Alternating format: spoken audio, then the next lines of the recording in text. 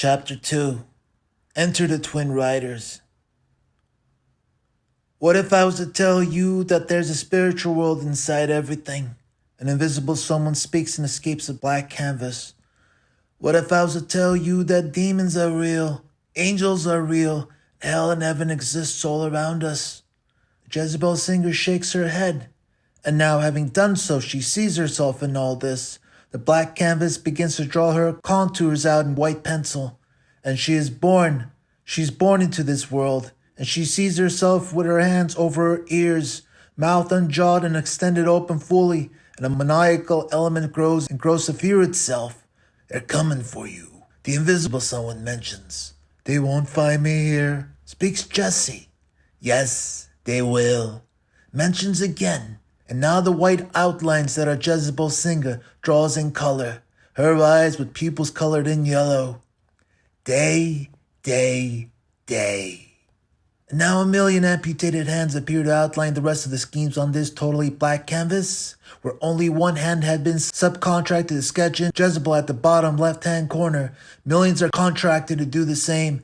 And for them, no, stop, please, rushes out the words on this two-dimensional surface.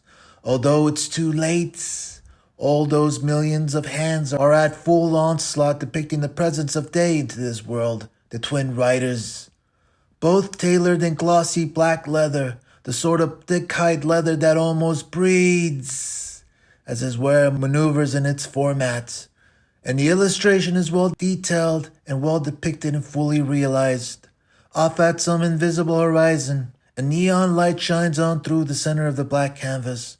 And from the white spread, the twins are then born into the frame, shooting out of this two-dimensional plane into a newly realized 3D world.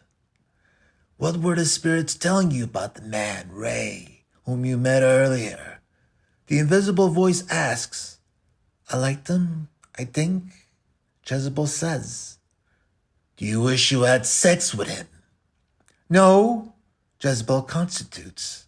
Then why are you still thinking about him?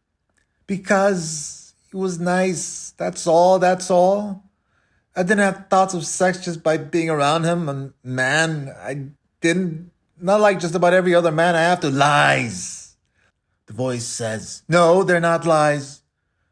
Jezebel confirms. And then this unknown voice begins to formulate its presence, no longer so incognito. The voice is reminding Jezebel of someone now, someone direly familiar. How do you think I feel about Ray? And it's him now. Jezebel is now confirmed. It's him and his brother. Would you like it if I had his blood on my hands? No, please don't make it into this, screams Jezebel. You wanted to have sex with him, don't lie to me. The voice echoes back. Jezebel falls silent, no longer with yellow eyes, for now they're erased and drawn shut. She doesn't want to see them, doesn't want to look. Let them stay invisible, better that way. If you had decided to have sex with him, I would have killed him. Billy continues to speak. Jezebel then tries to extend her hand out, but she is still in 2 dimensions, and they're not. I'm telling you now, Jessie, I would have killed him. You know that, right? Jessie says nothing. And if I had caught him with you in the act like I did with you once before, I would have come up behind him and slit his throat in the middle of it. Shut up, You know how I feel about this, Billy asks.